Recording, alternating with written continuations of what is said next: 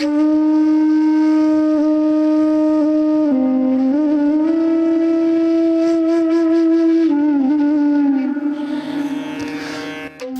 করছি জীবন কি মিশ্রের টুকরো, কলমে এস.এম. আব্দুর রউফ।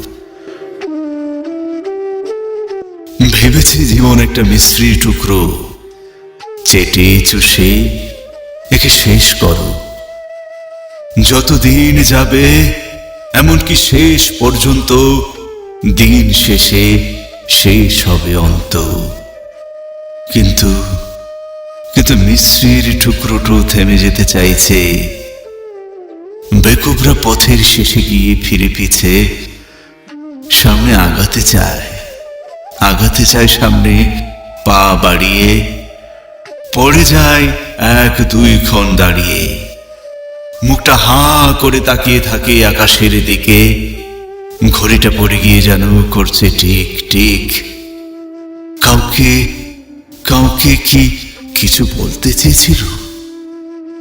জন্মের মুহূর্তের কথা কি ভেবেছিল?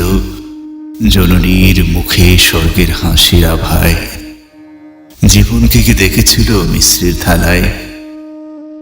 এত অবাক হয়েও না,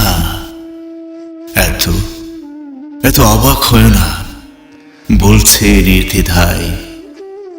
পিঁপড়েরা ওর দিক সারি বেঁধে চলেছে, মুখ থেকে বের হওয়া কষ চাটছে। পিঁপড়েরা কি মুখের ভিতরে বাসা বাঁধবে বাসা? ধীরে ধীরে কলিজাটা খেয়ে পেটে যাবে। অস্থির কাকগুলোর কা কা সুরের আর্তনাদ, উড়ন্ত শকুনদের ঠোঁটে কি আছে দাঁত? ঠোঁট দিয়ে লাশটাকে খোপলে খাবে যখন, তখনও কি বলবে মিশ্রির টুকরোটাই জীবন? পৃথিবীতে আসার মুহূর্তে মা ভাবেনি নিশ্চয়ই পিঁপড়েরা পেটে বাসা বেঁধে করবে ক্ষয়। লাশটা কি দেখেনি মায়ের মুখে স্বর্গীয় আভা?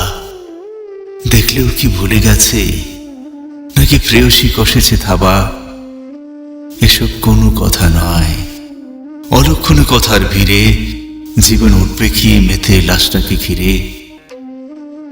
অবাধ্য কুমারীকে বশীভূত করার প্রবল আকাঙ্ক্ষা, প্রেয়সীর মুখের হাসিতে আকাশে মেলে পাখা।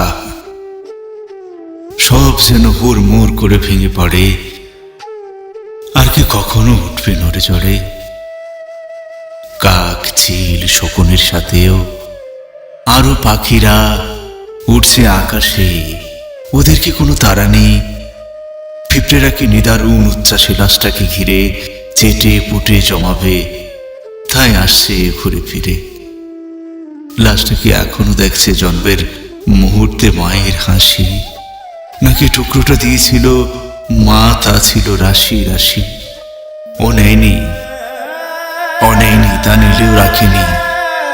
ছিল কি অবহেলা, তাই আকাশের দিক তাকিয়ে দেখছে কখন যাবে সন্ধ্যেবেলা।